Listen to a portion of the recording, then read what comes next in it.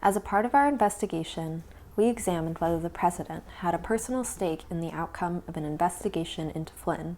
For example, whether the president was aware of Flynn's communications with Kislyak close in time to when they occurred, such that the president knew that Flynn had lied to senior White House officials and that those lies had been passed on to the public. Some evidence suggests that the president knew about the existence and content of Flynn's calls when they occurred, but the evidence is inconclusive and could not be relied upon to establish the president's knowledge. In advance of Flynn's initial call with Kislyak, the president attended a meeting where the sanctions were discussed. An advisor may have mentioned that Flynn was scheduled to talk to Kislyak.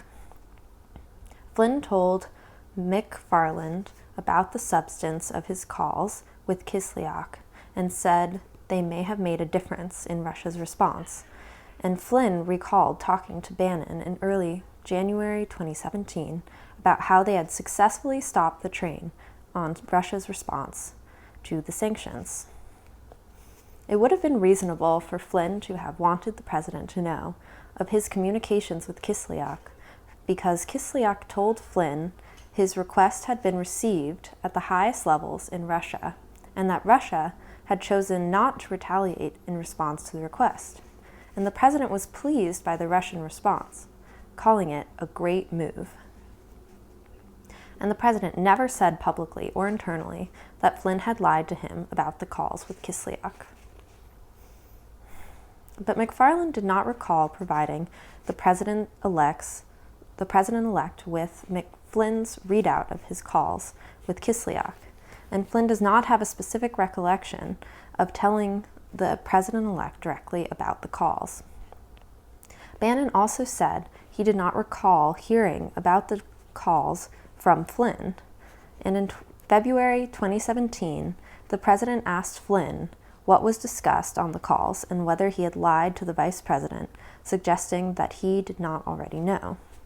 Our investigation accordingly did not produce evidence that established that the president knew about Flynn's discussions of sanctions before the Department of Justice notified the White House of those discussions in late January 2017.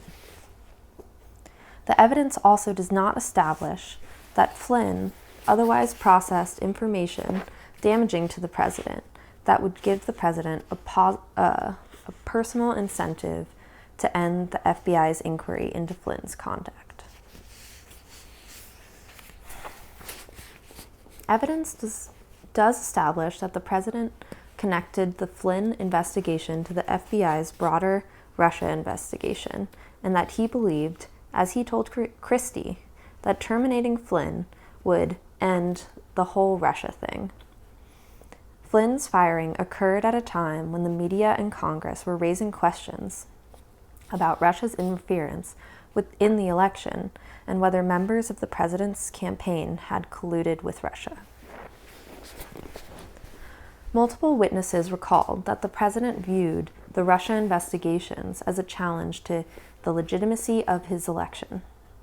The president paid careful attention to negative coverage of Flynn and reacted with annoyance and anger when the story broke, disclosing that Flynn had discussed sanctions with Kislyak. Just hours before meeting one-on-one with Comey, the president told Christie that firing Flynn would put an end to the Russia inquiries. And after Christie pushed back, telling the president that firing Flynn would not end the Russia investigation, the president asked Christie to reach out to Comey and convey that the president liked him and he was a part of the team. That afternoon, the president cleared the room and asked Comey to let Flynn go. We sought evidence relevant to assessing whether the president's direction to Comey was motivated by sympathy towards Flynn. In public statements, the president repeatedly described Flynn as a good person who had been harmed by the Russia investigation, and the president directed advisors to reach out to Flynn to tell him the president cared about him and felt bad for him. At the same time, multiple senior advisors, including Bannon, Priebus, and Hicks, said that the president had become unhappy with Flynn well before Flynn was forced to resign, and that the president was frequently irritated with Flynn. Priebus said he believed the president's initial reluctance to fire Flynn stemmed not from personal regard, but from concern about the negative press that would be generated by firing the national security advisors so early in the administration. And Priebus indicated that the president's post-firing expressions of support for Flynn were motivated by the president's desire to keep Flynn from saying negative things about him. The way in which the president communicated the request to Comey also is relevant to understanding the president's intent. When the president first learned about the FBI investigation into Flynn, he told McGahn, Bannon, and Priebus not to discuss the matter with anyone else in the White House. The next day, the president invited Comey for a one-on-one dinner against the advice of an aide who recommended that other White House officials also attend.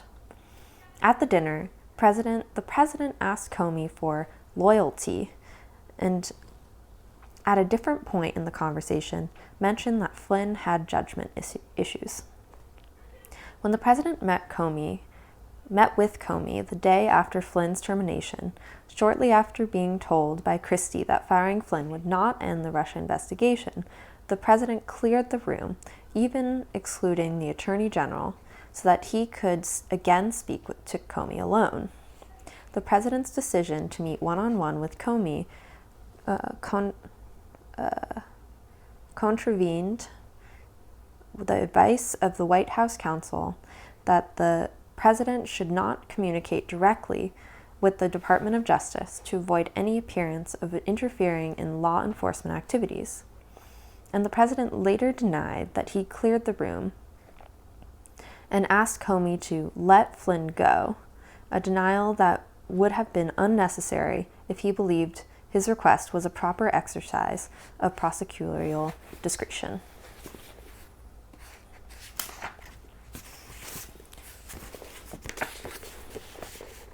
Finally, the president's effort to have McFarland write an internal email denying that the president had directed Flynn to discuss the sanctions with Kislyak highlights the president's concern about being associated with Flynn's conduct. The evidence does not establish that the president was trying to have McFarland lie. The president's request, however, was sufficiently irregular that McFarland, who did not know the full extent of Flynn's communication with the president and thus could not make the representation the president wanted, felt the need to draft an internal memorandum documenting the president's request, and Eisenberg was concerned that the request would look like a quid pro quo in exchange for ambassadorship.